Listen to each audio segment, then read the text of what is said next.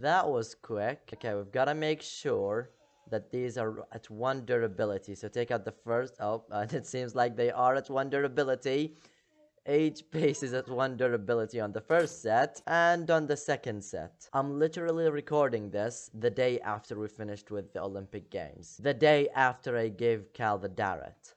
And he already finished the dare. I didn't expect it to be that fast. Well, congratulations, Cal. For the time being, I'm just gonna keep it there. It would be cheating if I took the armor for myself, because it would be like as if I asked Cal to get me stuff, and that is against the rules of the Darret. You can't ask somebody with the Darret to get you stuff, like mine 100 diamonds and give them to me or something like that. So using the armor to my advantage would be illegal, technically, disobeying the laws of the Darret. So for the time being, I'm just gonna keep it there. And at one point or another, I'm gonna move them to somewhere where they would fit in better. Moving them is gonna probably happen soon. I have a small idea as to where those two could fit in, where they could go, but for the time being, we're gonna build cinder blocks. And the cinder blocks are complete. We have a stack of cinder blocks on top of each other, a pile of cinder blocks. We have one diagonal one here in the back, some small ones here and some average sized ones. And also right next to them, we have our cobblestone farm, which used to be right over there, on the opposite side of the base. It was right atop this hill, but then I decided to move it because here I have laid out 4 farms, as you can see, and I've already built up 1. I ran out of cobblestone and needed to rebuild this farm, so I thought to myself, why not build it next to the cinder block, since it's made out of cobblestone and it kind of fits the surroundings. So here it is. Our cobblestone farm is now back up and running, and it's in a better location, I would say. Apart from the cinder blocks and excluding the cobblestone farm, we have 5 other farms to build. I've already showed you 4 of the laid out farms right here, and those are gonna be the essential farms, which we should have made like back in week 1 or something. It's been about 8 months maybe since since OmathaCraft Season 5 started. Wow, time is running fast. And I am yet to have a pumpkin farm, a melon farm, a sugarcane farm, and a cactus farm. And yes, these farms are gonna be built right here respectively. Now, those are only 4 of the farms. Which one is the 5th one? Well, it's the one we started back in week 1, ironically. And that is my dripstone farm, which is fully complete. I've already gone ahead and finished up with all the modules. We have a total of 12 modules, I believe. 1, 2, 3, 4, 5, 6, and 6 on the opposite side, tallying up to 12 modules of dripstone farms, which are all fully functional independently. This costed me life savings of redstone, literally tons upon stacks of redstone, metric tons of redstone gone into this farm, and it's fully complete. I have no idea what I'm gonna do with dripstone anymore, but hey, we have an amazing, ginormous farm for us, so whenever we need it, we have a steady supply.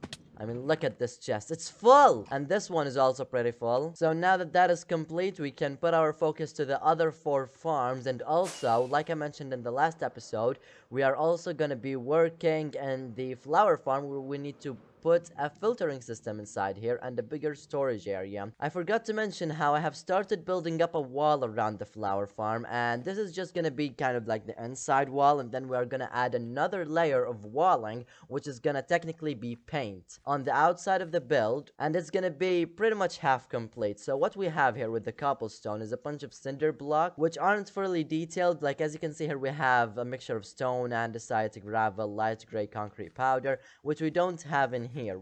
I will get around to texturing the cobblestone here, but you will also realize that on the inside we have gray concrete, solid gray concrete that acts as cement. So this is what we're going to be doing here. We have as a wall, a building of cinder blocks, which is fully complete. We don't need the framework like we have over there, but the building is generally complete and built up using cinder blocks and of course the cement. And then we could say that the builders have already added the chemicals that kind of clean, I guess, the walls, and the wall is ready to be painted. So once we have all the cinder blocks built up to the height where the building is going to go, we're going to start painting it, in quotation marks, with paint. or concrete or terracotta or whatever comes to mind. I still don't have a solid design in mind, but we will get around to that sometime soon, and it's gonna hopefully look cool. And of course, on the inside lies our flower farm, which we will hopefully be adding a filtering system to that will take out all the seeds from the chest, turn it into bone meal through composters, and of course make the storage area bigger for the flowers, and the composters are gonna then feed into the dispensers using a dropper line. But that's technical and redstone, so I'm gonna leave it to later. Now I want to build stuff. So for now, let's stick to the simple machines, the simple mechanisms, and here we're gonna start with our pumpkin farm. On the opposite side, we're gonna have a melon farm, and the reason I'm not putting those two together is simply because I want to make this area symmetrical with 4 farms around the pathway here.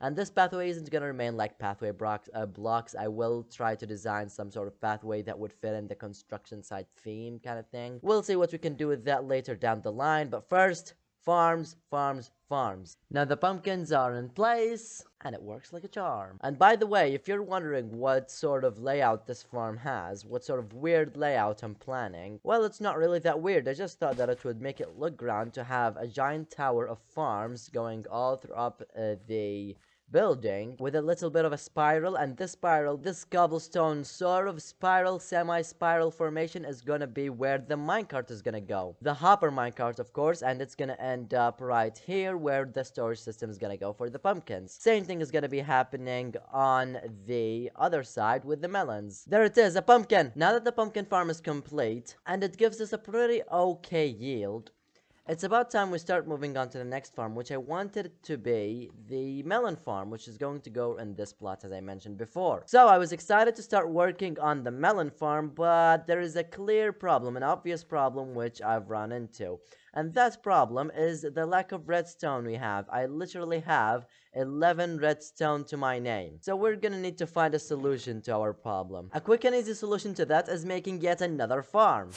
But no, I'm just kidding. I'm not going to actually do that.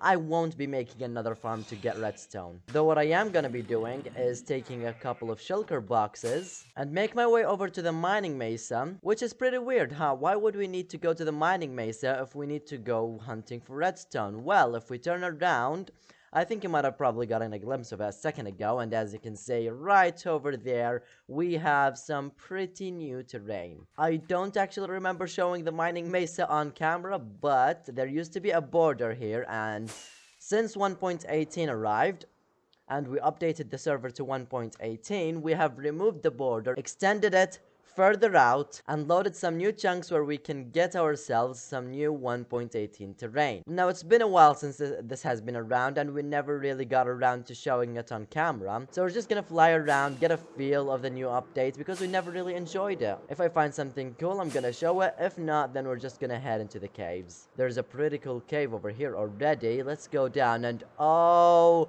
my goodness, this place is already amazing. I've already seen tons of ores. There's a mine shaft in here. I can literally fly in here.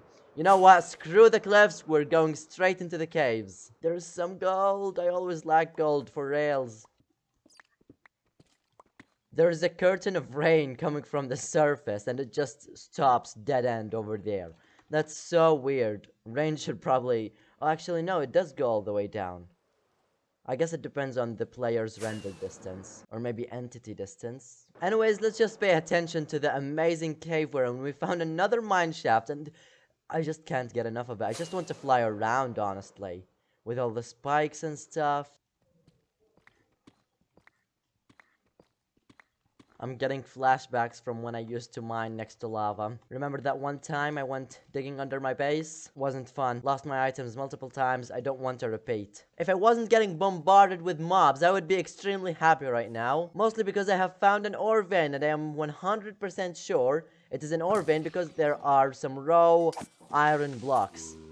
I don't have a shield. I'm just gonna run. And I should probably eat some food. Hi. I don't need iron. I came here for redstone. This is a cute little mine shaft with the spore blossoms and everything. It's lovely.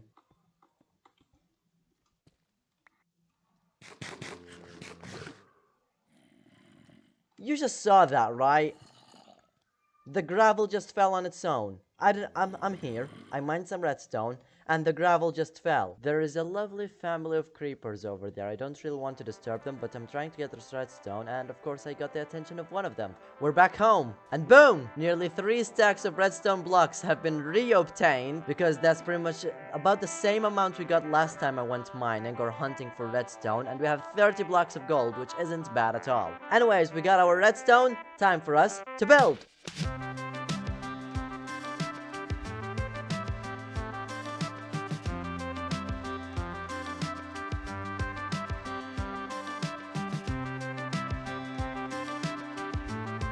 One, two, three, 4, 5, 6, 7.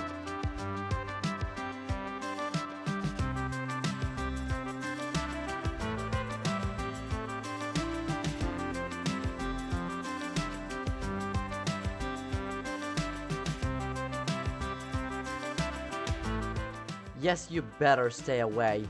Go away, dumbos. Anyways, Melon Farm is complete.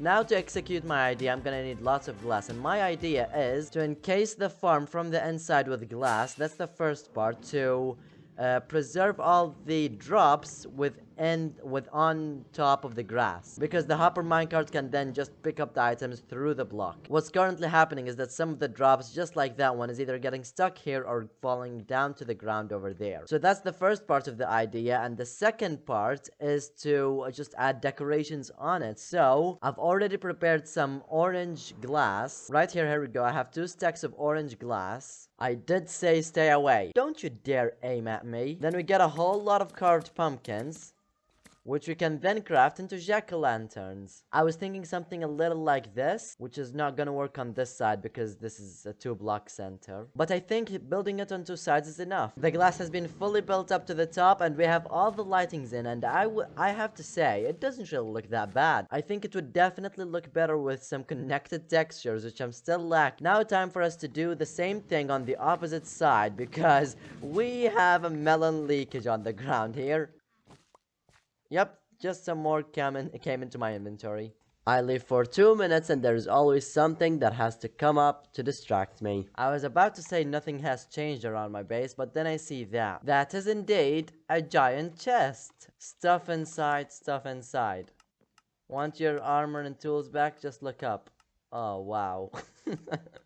Why am I getting all this junk? Well, it's not really junk. I mean, I'm getting powered rails. That's amazing. And wood. Oh, I had tons of wood on me last time I was on. You know what else was happening last time I was on? I was with Barry, and he killed me before I logged off, so... Yep, we know who did this. Oh, jeez. Now I've got to pillar up there and try to get my stuff. Not gonna be that hard of a task, but, you know, gotta punch them all out. You know what the worst thing about this is? The items are going to the ceiling. So, look. I punch my cap. It goes, oh, wait, what? I swear I just saw it fall. Okay, for example, my pickaxe, punch it, it goes to the ceiling. My boots, punch it, goes to the ceiling. Yep, I was right. Everything is on the ceiling. Now I have to wait for all the items that are getting dispensed down here at the bottom. Well, is that it? Is that everything?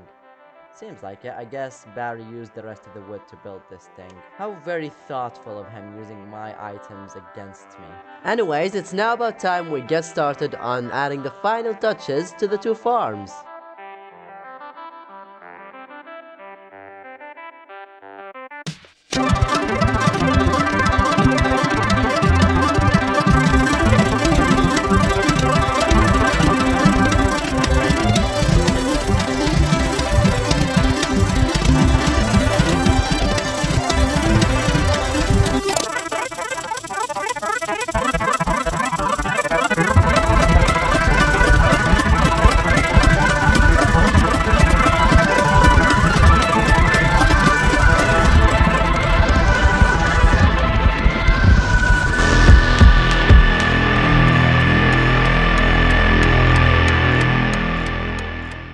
I'm liking the simplicity of these 2 builds. It kind of looks great just the way it is. And I also didn't add that much scaffolding to make it feel a bit more open, which also is a nice factor, I realized. I'm quite confused because I also made this build, which is extremely filled to the brim with details. Well, I guess not every build has to look exactly the same like the last. So, I guess I'm keeping these two towers the way they are. Really simple and quite lovely. I'm digging it. On that note, I think it's an appropriate time to say that it's time to end off today's episode.